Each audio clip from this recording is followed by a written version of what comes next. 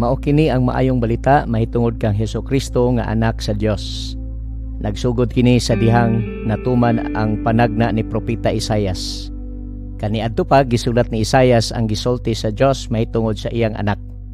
Kini nagaingon, ipadala ko ang akong tigbalita una kanimo aron sa pag-andam sa imong agianan. Kini nga tigbalita mao ang magwalig makusog sa kamingawan. Mag-ingon siya sa mga tao, andaman ninyo ang agianan alang sa Ginoo, tulira ang dalan nga iyang pag-aagian. Natuman kini sa pag-abot ni Juan nga tigbautismo didto sa kamingawan. Daghan ang mga tao nga miadto kaniya gikan sa tanang lungsod sa Judea, ug daghan gyud ang gikan sa Jerusalem. Nagwali si Juan kanila nga nagaingon, hinulsoli og biyain ninyo ang inyong mga sala og pagpabautismo kamo og ang Dios magpasaylo kaninyo. Gisugid nila ang ilang mga sala og gibautismohan niya sila didto sa suba sa Jordan. Ang bisti ni Juan hinimo gikan sa balibo sa kamilyo ug ang iyang bakos panit.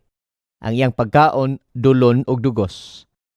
Mao kini ang iyang gisangyaw, may moabot sunod kanako nga mas gamhanan pa kay kanako ug dili gani ako takos nga mahimong iyang sulugon.